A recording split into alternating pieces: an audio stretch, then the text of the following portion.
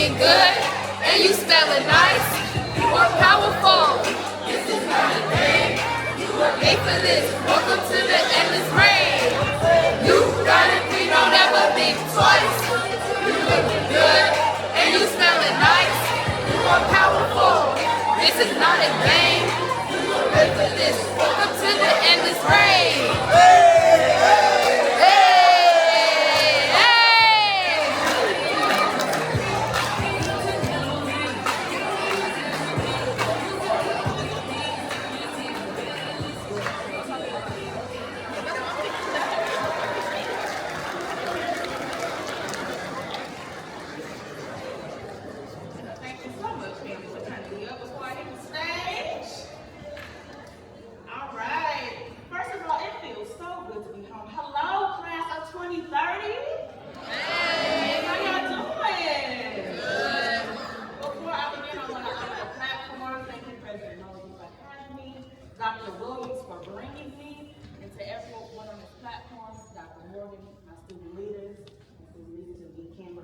Alumni, thank you all. Parents, where y'all at?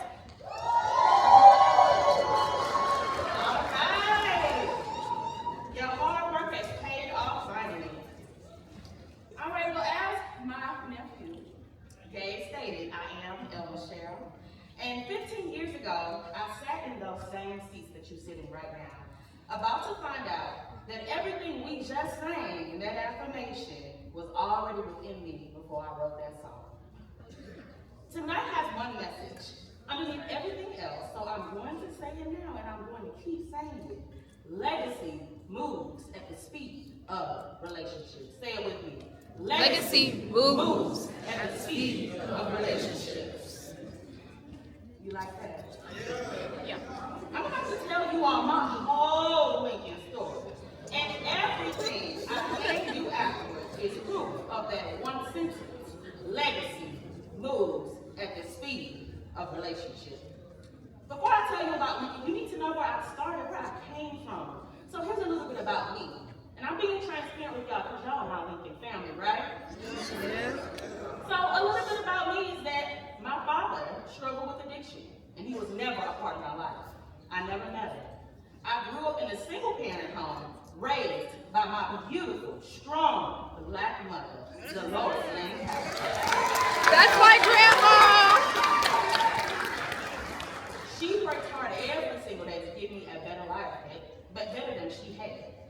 I was dealt a hand that I could not control, and I decided early that I would work even harder to continue what she had started.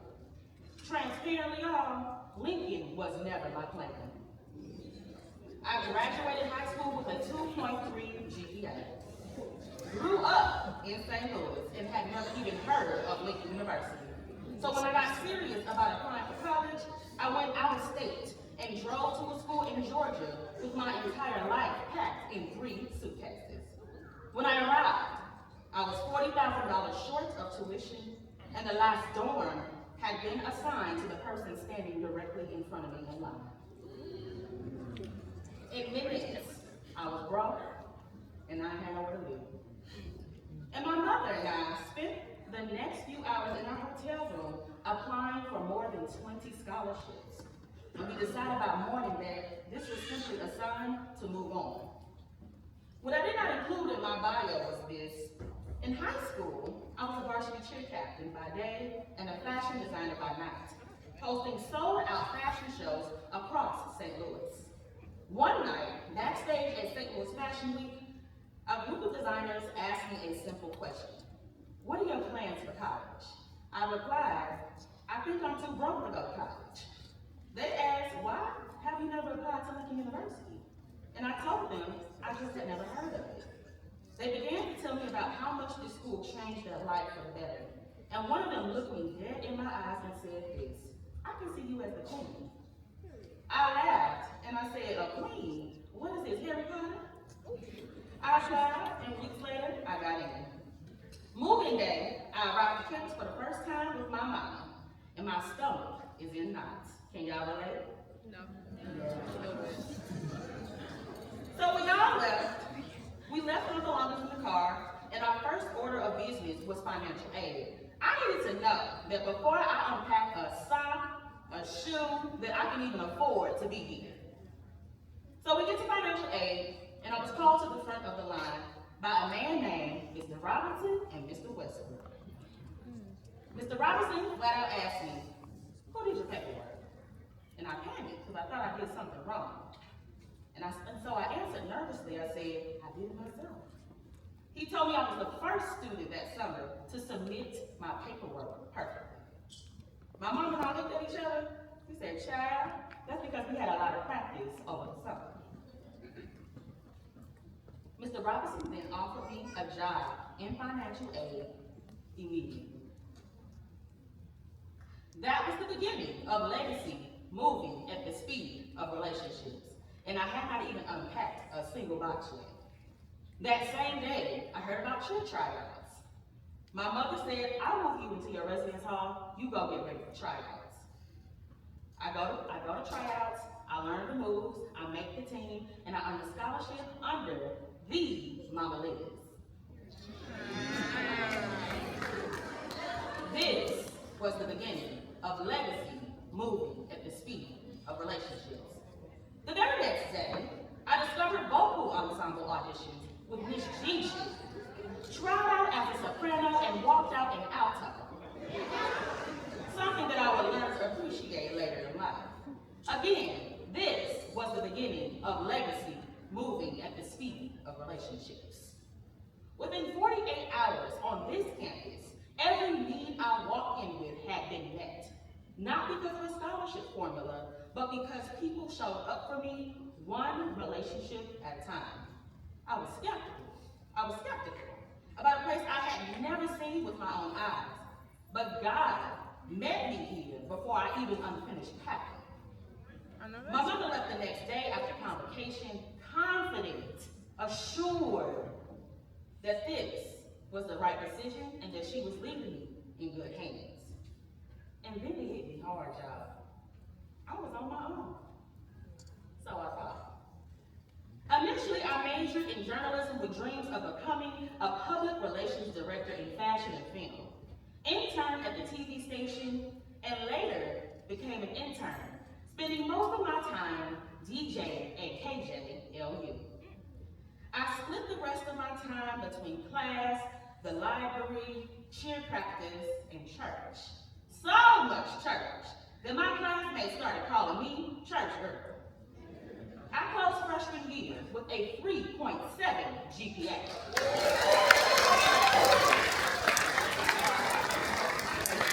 Fall semester, sophomore year, I hit an identity crisis, and I abandoned my morals.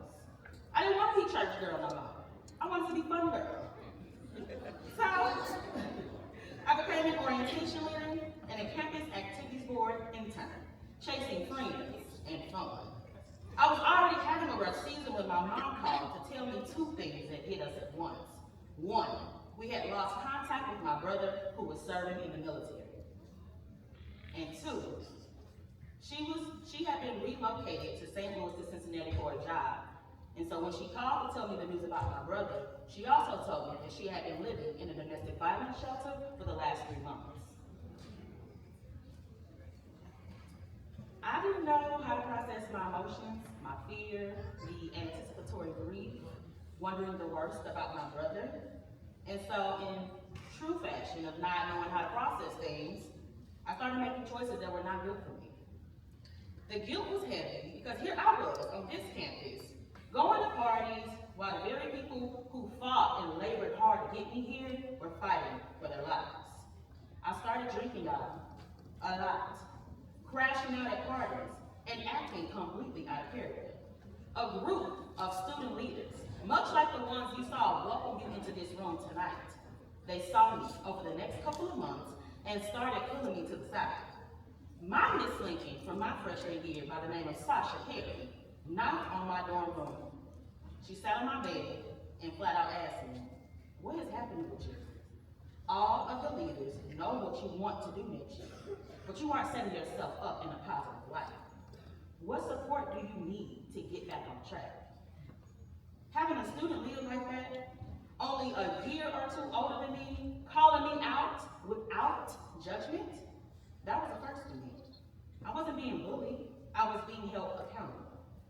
That was legacy, moving at the speed of relationship. That spring semester of sophomore year, I met someone who would change my life for the better. A tall brother by the name of Jonathan Jackson.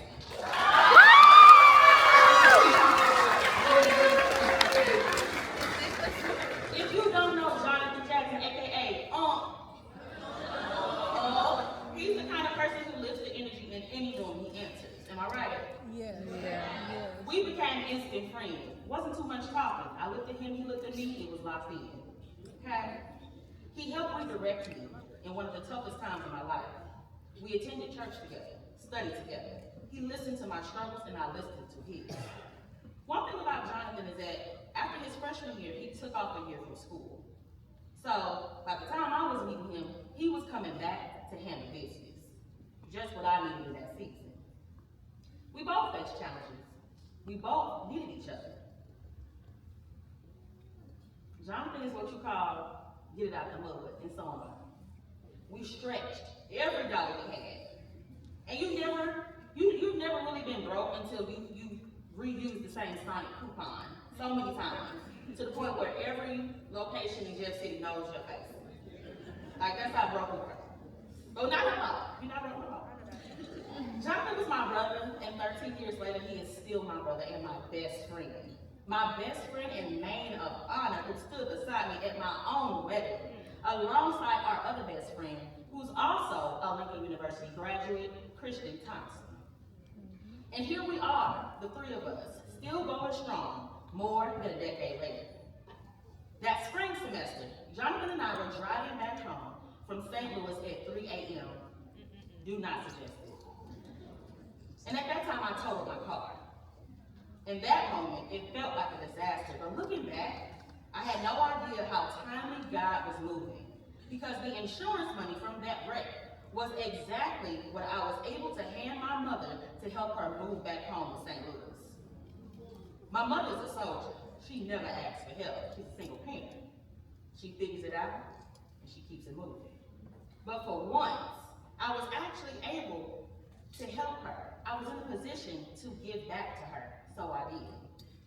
I started sharing with my peers about what I was going through, and then I began to advocate for domestic violence awareness all across campus. That spring semester of our sophomore year, I hosted a fundraiser on campus in my mother's honor, selling handmade ribbons to raise money just in case she needed anything else to get back on her feet. The support from Lincoln students, faculty, and staff was overwhelming, and I sold out 4 separate times.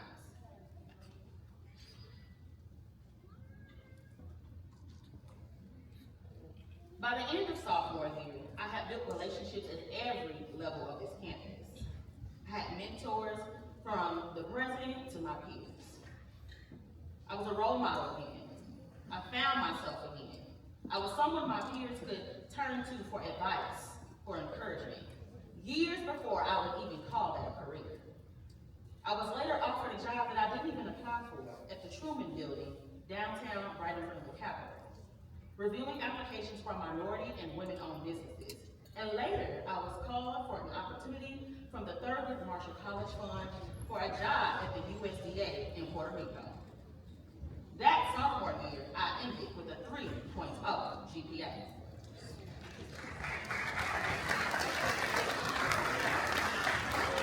Junior year, I became the 90th Miss Lincoln University of Missouri. I do believe firmly that the crown finds the person who needs it. The person who needs what it teaches, and I needed every bit of what being this LU taught me. So instead of spending my reign simply being a face, I spent it building a community that followed. In 2014, I created a tradition called the Lincoln Woman Workshop, a tradition that you all will experience tomorrow night. This workshop is a safe space for incoming women to process emotions around their first year and receive support from your student leaders. That night, on this very stage, we sat crisscross in a circle, and 100 Lincoln women filled this stage for our first gathering. That spring semester, so many girls were being expelled for fighting, and it really broke my heart to see it. I needed to be the student leader that I had my sophomore year when I was crashing out. I needed to put a stop to it as the queen. So, I built something more permanent. On February 7th, 2015, I founded Queens United Leadership Academy Incorporated, a leadership-based charm school for women, a space where no title was required and everyone was already a queen. 88 women joined our first year. Faculty, staff, and students nurtured that organization through my remaining years at Lincoln University. 11 years later, Queens United is still active on this campus and in the state of Florida.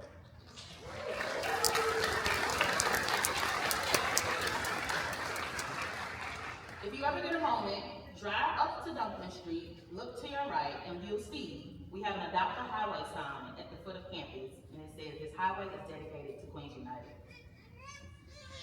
Now, Queens United didn't have the success that it did because I built it alone. It has the success that it had because I built it in relationship. And that is the only reason why it outlasted my time on campus. Oh, and my brother, the one we lost contact with, we found him alive and well.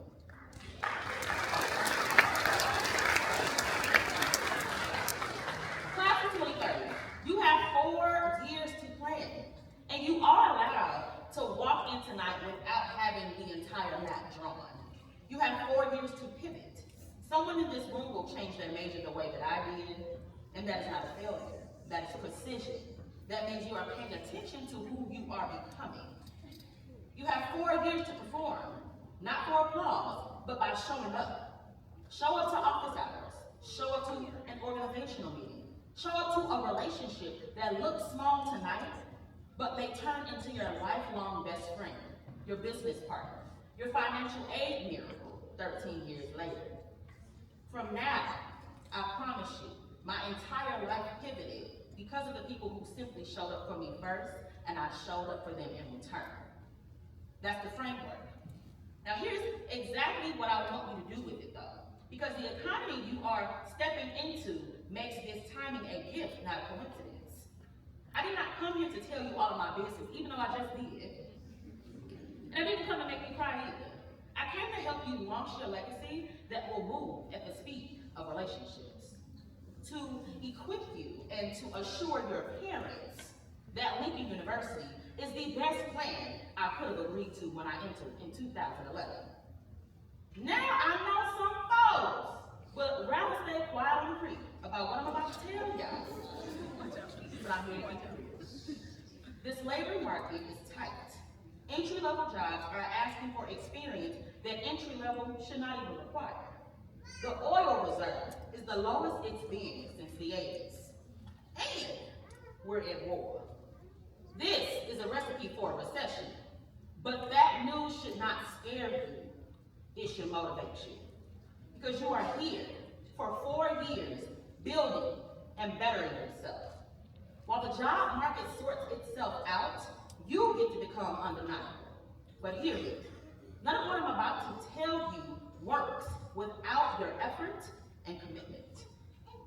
Because to be honest, a degree is just a piece of paper until a person in that room remembers your name. Everything that I'm about to list is really a relationship just waiting to happen. So here's exactly what I want you to do between now and graduation. Are y'all ready? Are y'all ready? Yes. Number 1, in your freshman year, open a high-yield savings account and a Roth IRA. Use that refund money, don't go to Fashion Nova. Use that work study money or that money you got for graduation and start building your wealth early. A financial literacy course offered by your bank or by your student leaders in the room tonight will be offered for you free this year, so make sure you take advantage of it. Next, I want you to buy some stocks. And then I want you to look into a whole life insurance policy while you are still young and healthy. It is one of the only financial moves that gets more expensive the longer you wait. Then I want you to get your passport and go on a study abroad trip or go to a conference to actually put it to use and build your network outside of Jefferson City. Build your LinkedIn profile and your resume now and update it every semester so that you grow along with it. Secure one internship or work study role every single year, not just your senior year. And find a research assistantship or a faculty mentor in your major early on. Take on real leadership in at least one organization. Earn one credential a year: CPR, notary, project management certification, AI and data and analytics certification, Lean Six Sigma. Most are free or low cost to students, and you can use your LU email. And finally, post your accomplishments. A mentor once told me, social media is your chance to interview in front of the entire world, so make it count. That list I just gave y'all is not extra credit. That list is your real resume being written 4 years before you even need it. And every single line on it is really an invitation to build a relationship with someone who can open a door you cannot yet see. If you remember nothing else from tonight, remember this: legacy moves at the speed of relationships. Everything else I say to you now is just proof of it. I would not be standing here without the people who showed up for me. Some of those very people stood beside me the day I got married to my boo, Aaron Lane. My legacy did not move at the speed of my talent, it moved at the speed of relationships. Here's what I didn't tell you yet. I come from a long line of college-educated people. My mother went to college at the age of 16. She is brilliant. But even with all of that education already in my family, no one had all of the answers for me. So Lincoln University stood in the gap from there. The relationships and the work ethic Lincoln built in me carried me into jobs where employers believed in me and paid for all of my degrees. Thank you. Both of my master's degrees. In 2021, I moved to Jacksonville, Florida in the middle of COVID. And I later opened my own media company. Now I get paid to travel, to speak, and to empower young professionals. In 2024, I wrote a book called Bonds Beyond Scars, about the very thing that I'm speaking to you all about tonight: how our relationships can heal us. And it hit top 20 on Amazon.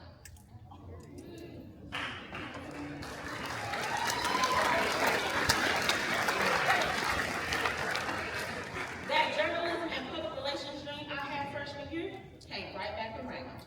My business degree gave me that experience. My first master's in education put me in front of my exact audience, college students.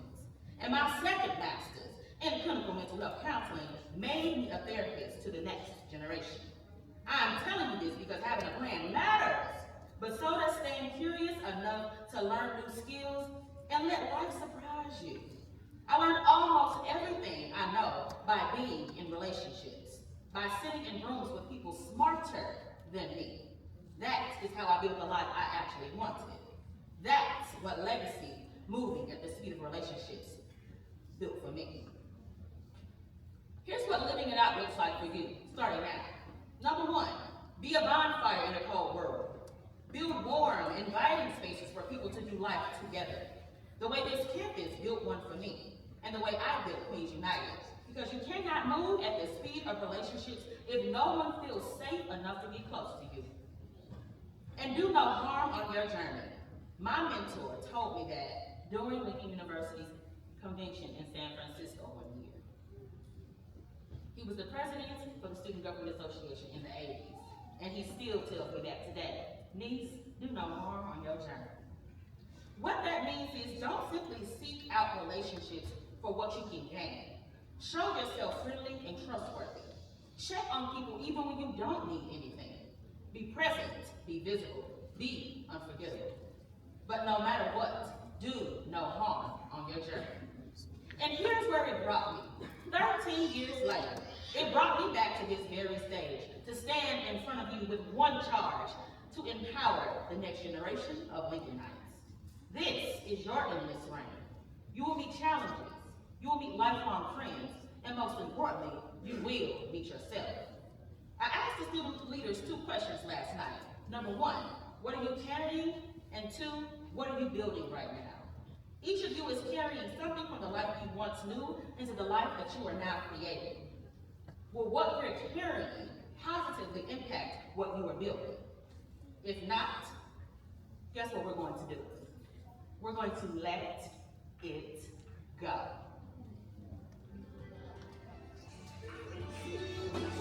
Parents, if you would please stand up and hug your baby. Parents, please stand up and hug your baby.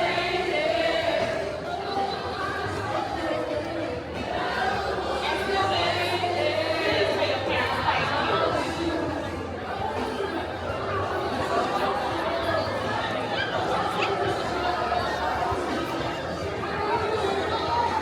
Tell your students you are proud of them. And students, tell your parents thank you.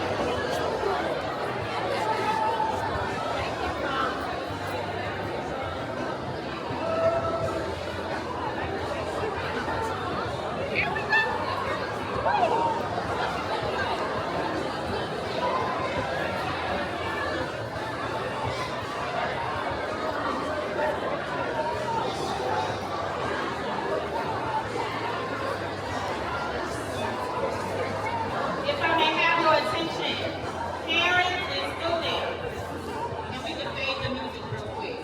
Parents, I want you to repeat after me real quick. Are y'all listening? Parents, I want you to repeat after me real quick. Tell your student if they are here. And if you see a student that doesn't have their parent here, you talk to them as well. Say, I'm proud of you. Say it like you mean, I'm proud of you. You have everything you need inside of you. Your journey starts now. I trust you. I see you. I value you. Students, say this to your parents, say it to each other, whoever is near you. Say, I'm proud of you too. Our journey starts now. We made the right choice. And everybody can be sitting.